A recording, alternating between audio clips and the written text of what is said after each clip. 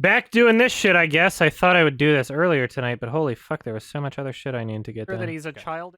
So what I did last time, when I stopped going through this, was I was converting the LaserDisc features that I had not gone through. So, this is what we're doing right now. The artists who gave life to The Lion King are part of a great succession of dreamers who create the Disney animated films.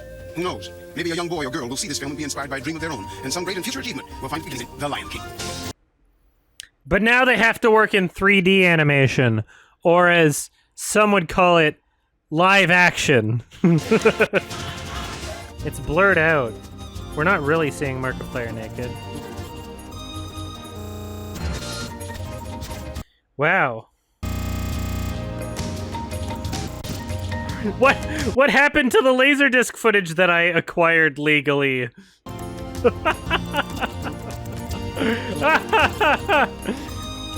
What's happening? What's going on? Oh no!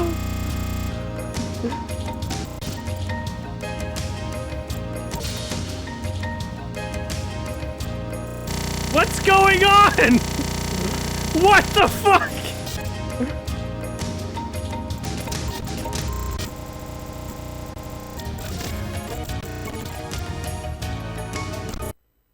Disney movie. Sort of stunning to, you know, just to have that happen.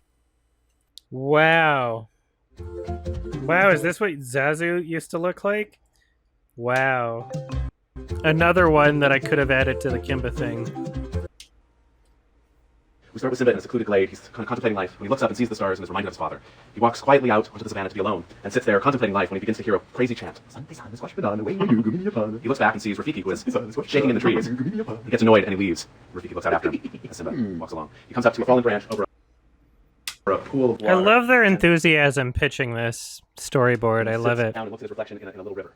And all of a sudden, a You rock can tell they shakes care and about it. And I'll show him to you. You follow Rafiki, ducks into the bushes. He knows the way. Come on. Simba comes up to the clearing and looks inside, takes one look back, and then decides to follow after Rafiki. He runs through the jungle, and he finally gets and sees Rafiki. Hurry up, don't dawdle, come on. They start racing through. Simba falls off screen. He falls into a ravine. He leaps out, chasing after him. We see Rafiki is swinging through the jungle. Simba's running to keep up with him, and finally Rafiki stops him. Stop! This is amazing. I can't believe how accurate that is to what's in the film, because I've got like the whole movie memorized basically. That was like the pacing of that was like accurate too. That's insane. I hate how many features are on this LaserDisc that aren't anywhere else. If you have a featurette on one format, why would you not transfer it to another format? Why isn't this on the DVD? Why isn't this on the Blu-ray? Any of this shit? I don't care if it's lower resolution. Why would you, why? Why would you create a featurette and then just be like, it's not important? Like, fuck. Is that not a selling point? If you had a Blu-ray, just like, oh, we have space for all this shit. We could have like 30 featurettes instead of 10. Why not? Why not? I hate it. Exclusivity? What do you mean? They're not selling it. They're not selling the LaserDisc anymore. It's not for any financial reason. Exclusivity. There in the back of your mind. Well, Mufasa, in the story, he had to feel like the strongest lion in the pride. And when I was looking at Joseph, I was thinking, well, I've got to get this type of strength into these drawings. And in the drawing, I would exaggerate some certain anatomical things like the shoulders and the arms and the size of the head and things more than you would see in nature, because that would help to sort of sell the difference between him and the other lions. Very interesting, because you listen to Jon Favreau, and he's like, well, we need to sell that Mufasa is the alpha. And in real life, the lions that have the most testosterone have the darkest manes. So we couldn't give Scar as dark of a mane, because then it would seem like he's the alpha. So we had to change the design of Scar, whereas like this guy's just like, yeah, like Mufasa's the alpha. We gave him exaggerated like shoulders and stuff, you know, like there was no question about it. Scar's a skinny boy. really can.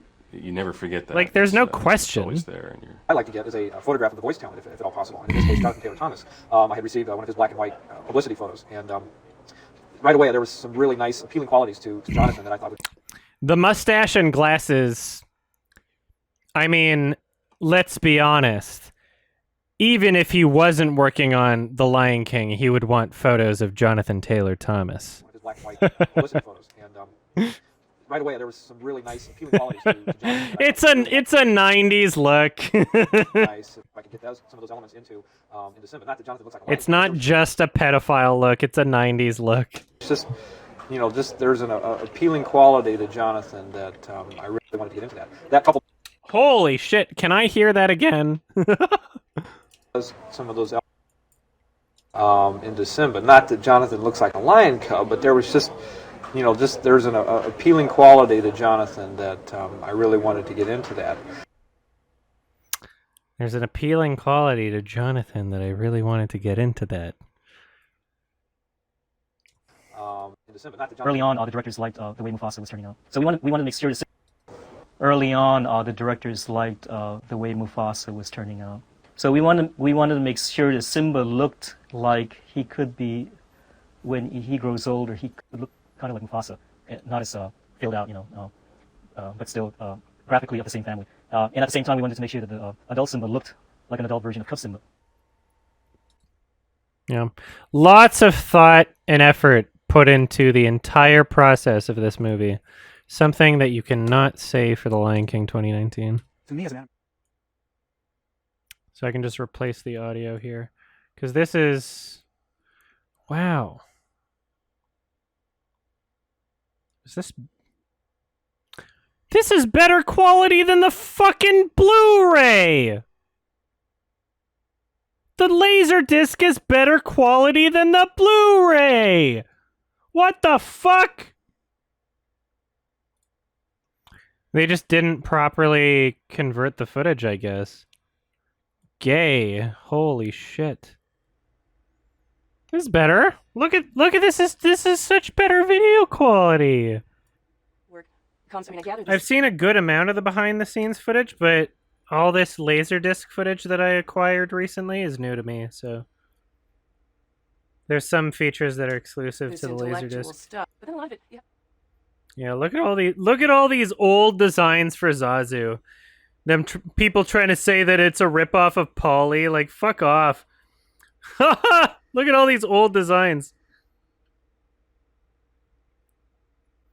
Its role, its function, is virtually the same thing. They're an irritant. It's the same. I'm Fred Ladd. Dad. What a fucking asshole. What a piece of shit, honestly. I'm not sure how deep I want to get into it, but he's a massive piece of shit. The person that he, like, called out, being like, they were a Kimba fan. They had Kimba stickers on their car. Okay? Like, I've seen these animators. They had, like, Kimba things in their fucking... They had, like, Kimba fan merchandise. And then come to find out that that person that he was talking about not only didn't work on The Lion King, worked at Disney but didn't work on The Lion King. Not only that, but they posted a comment on the Kimba is Over party video being like, thank you for calling out Fred Ladd. He was hounding me, like asking me to spill the beans on a movie I didn't work on, and he was really annoying. The same guy, literally. no! What should I do? What a gigantic piece of shit. Thank you for the raid, by the way. What an awful... Fred Ladd is a gigantic piece of shit. Literally. Just like calling out a person and like putting his name in a publication without his permission. Saying, somebody told me that they said something about The Lion King and Kimba.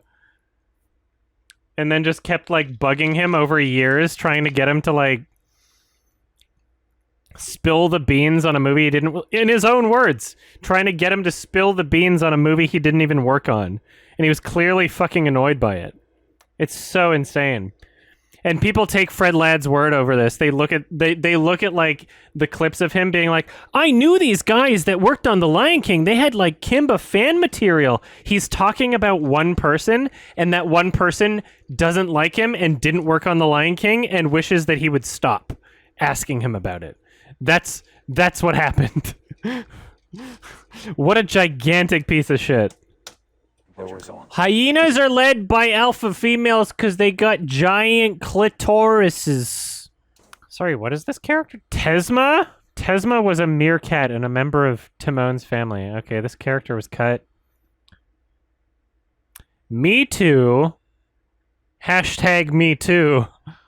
Character designs. Was it Nella's tag-along little brother who is always getting into trouble? In one version of the story, Scars lures Me Too into the wildebeest stampede so that adolescent Simba must risk his life to save the cub.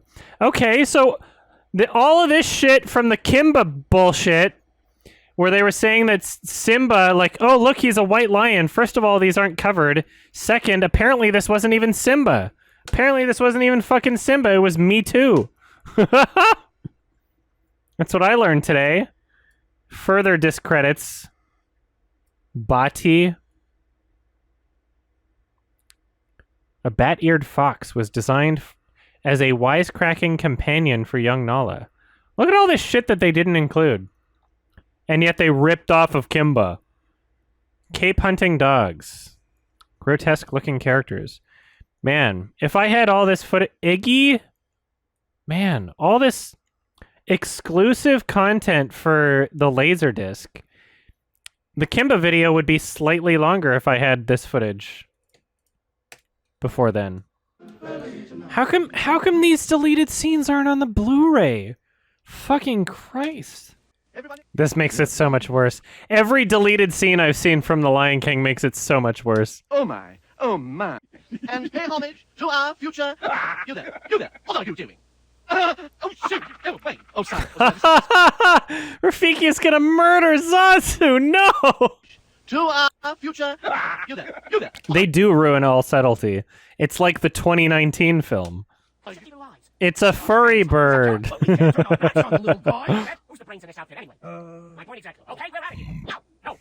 It gets bigger. It's so sad how bad the fucking remake is. My father's dead. It's all my fault.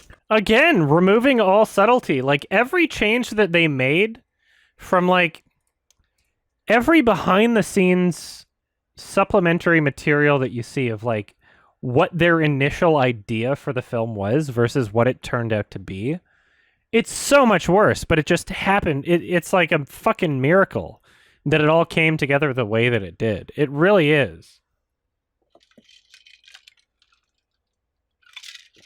Because it's not like any of these people have made, like, masterpieces since then, except maybe Hans Zimmer in terms of, like, score. But even then, like, he hasn't made a score as good as The Lion King, in my opinion, since. That fucking storyboard where they turn into the vision of a fucking fly. What the fuck is going on? It's like, it's so perfect what they cut out, you know? Supposed to eat the ball? Oh, sorry. You're benched. Did you just say you bitch? Benched. Sorry. You're benched. You're benched. You're not supposed to eat the ball? Oh, sorry. Timon and his Sebs! Hey, Timon, that was my lunch. His voice acting. The bug bomb! Hey, Timon, that was my lunch. You ate the ball! You're not supposed to eat the ball! Oh, sorry. You're benched. Yeah, bitch. Oh, Simba. It's like, how do you show lions wanting to fuck? Basically, is the challenge in animation here. Are they falling over the water? Oh. This animation. Glomp.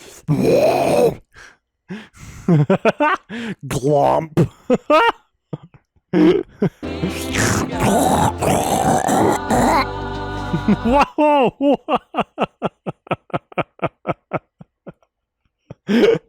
Consume.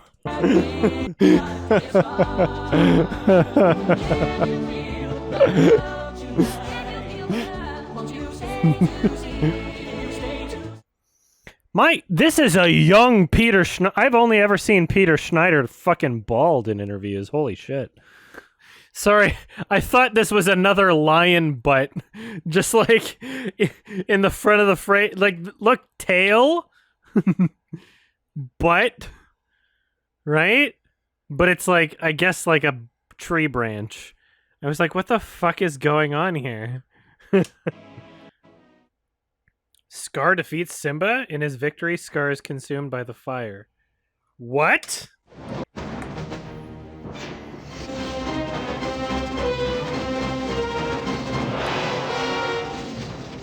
This is too easy. Why, it's almost as easy as killing your father. What? Oops, the cat's out of the bag. Okay, I have not seen this. This is too easy. Why, it's almost as easy as killing your father. What? Oops, the cat's out of the bag. Oops! Oh, well, it'll be our little secret. Good night, sweet prince. Ah! Good night, sweet prince! You know, I'm sure all of these lines wouldn't sound so bad if it was Jeremy Irons instead of whoever the fuck this is, but like, good night, sweet prince is so funny. This is too easy. Why, it's almost as easy as killing your father. What? There's no way I've seen this. The cat's out of the bag. Oops. Oh, well, it'll be our little secret. Good night, sweet prince. Please, help me! What happened? Help me, Simba! Please, help me! So that's Scar. Why should I? Are you no better than I? You're no murderer, Simba. Please, I beg your forgiveness. You've won. You are king. Ha ha! That scream. Did Simba just fucking die? Like...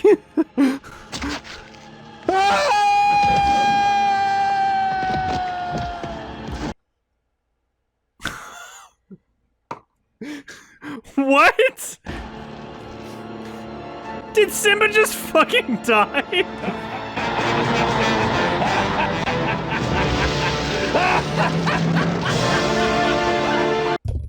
Oh my god! I just dropped my vape, I can't.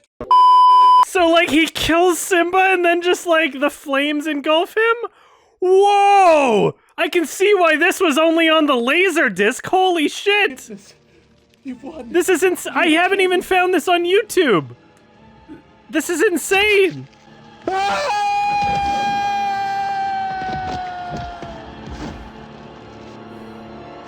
Simba's like dead, right?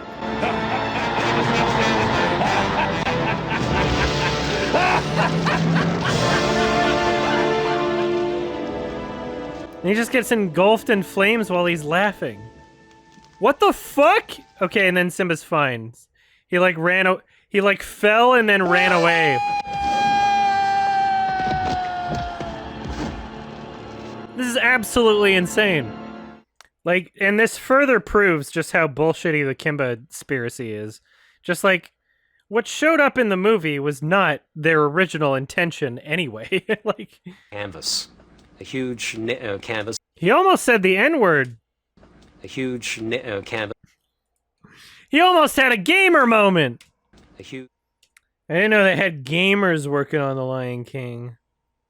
Look at all these stills. Look at all these stills from the LaserDisc. This is an insane amount of features. This is absolutely insane just how many features are on the... I'm so glad I legally acquired the LaserDisc features. Wow. Damn, look at that. This is crazy. I love this shit. Wow. So these were like the CG, like cell shaded wildebeest without being like painted. That's cool. I love just seeing like the unfinished shots and finished shots like in the same sequence.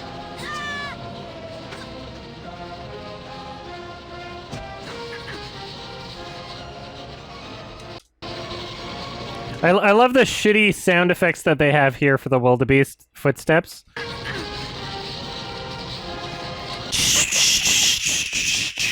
Throughout. Just temp sound effects. Jesus, when he gets hit, that's a shitty sound effect too.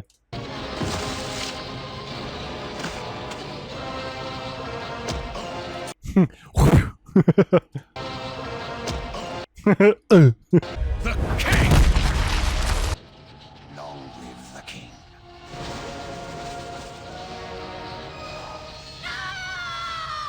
Oh, wow. They got rid of this shot. This, zoom in on Simba here.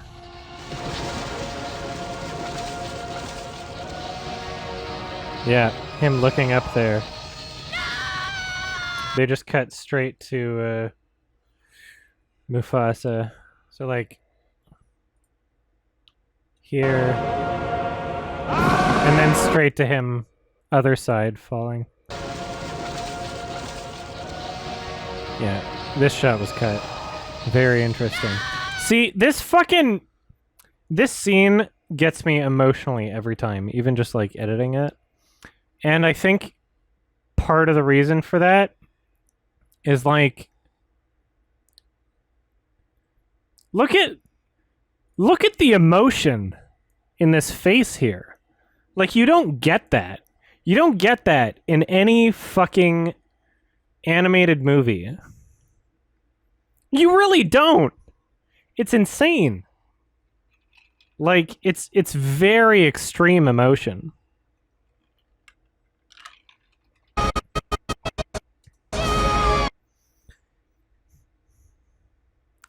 The emotion in that face, the emotion in this face, like, you don't get that anywhere. You really don't. Not even like people cry at Pixar movies and shit. But you don't get this like extreme of emotion in a character's facial expression. Like, I've not seen it anywhere. It's just in this movie. And the music is so intense, too.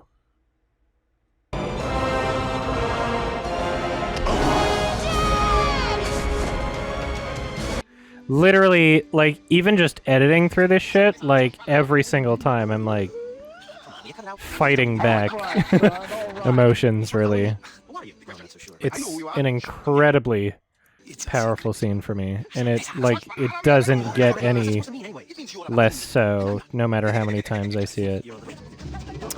I can't even, like, it's not just a great scene, it's like one of the best scenes ever. It really is. Like, you don't get this kind of emotion in like any kids movie, especially. Like, it's really super fucking intense.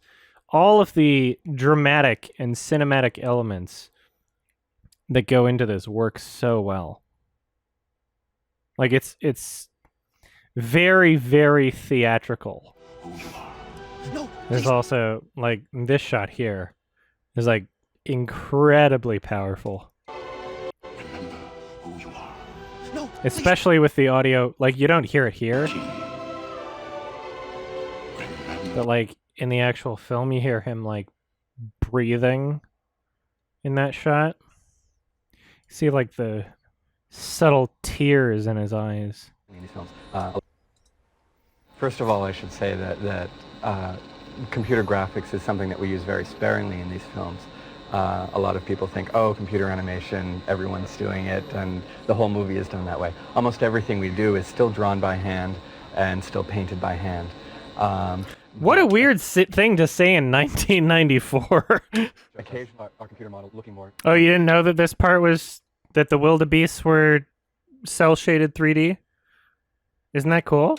Traditional animation. We put inking lines on it. We've got FX drawn hair. Because you can't draw like 300 wildebeests like moving in one frame. That's like not possible. The tail, galloping, hopping. Yeah, like I was already talking about how like the stampede scene is like one of the most emotional scenes for me, but it's also one of the most like technologically like impressive scenes in animation ever. Like, this was fucking groundbreaking. 1994. They created fucking AI, like, for, like, cel-shaded animation. Because you can't individually draw all these wildebeests, right? This was released in 94. Like, they were working on this before that. Like, this is absolutely insane. Like... this shit right here is infinitely more impressive as a technological achievement than fucking anything that Jon Favreau did in The Lion King 2019.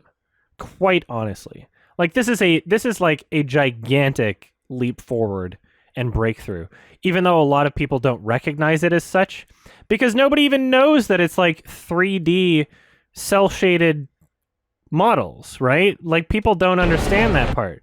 They're just watching a 2D movie the whole time. They don't even understand what they're watching. But people are like, oh, it's so realistic for Jon Favreau's bullshit, right? It's just... oh, wow. They use, like, 3D technology for the water here. Rotating camera movement is standard in live-action filmmaking. Replicating this movement in traditional animation is very difficult. Blah, blah, blah, blah. CG makes this type of camera move easier to simulate. For the scene in which Mufasa and Simba watch the sunrise from the top of the Pride Rock, CGI artists created a three-dimensional model of the cliff for characters to stay anchored while the camera moved around them. That's super cool. So yeah, CG was used for the cliff. That's so cool. That makes so much sense.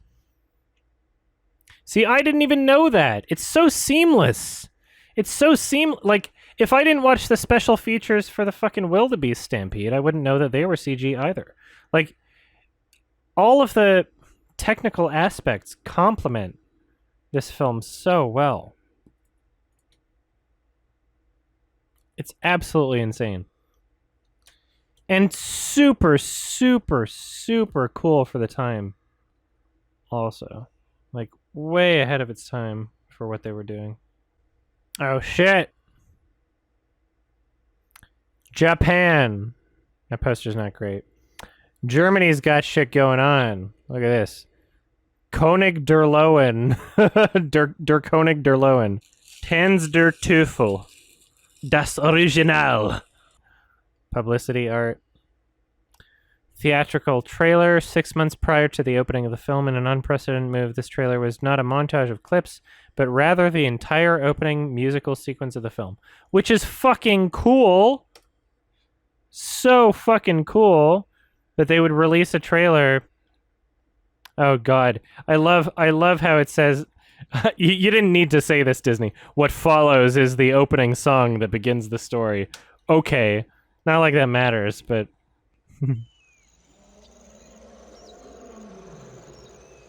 it's so fucking cool that they did that though. Like, just the entire trailer is literally just the opening scene. The penis on the cover of Little Mermaid is so obviously a penis. So they changed the crocodile shot for, like, literally no reason. And it's so weird that they did. I don't understand why. Apparently they didn't like the way it looked. Even though there was like nothing, literally nothing wrong with it. Nothing wrong with the crocodile shot. No, they had birds in their mouths in both shots.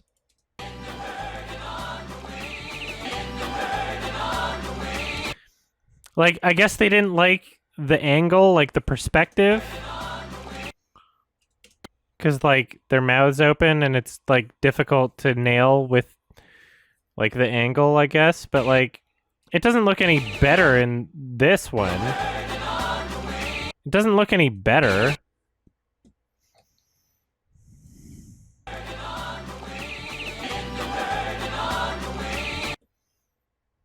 Like, why change shit? Why? It doesn't look any better. It doesn't look any better. It really doesn't. It's so stupid. If you're making a Blu-ray, you're making a higher resolution format available for purchase of the film.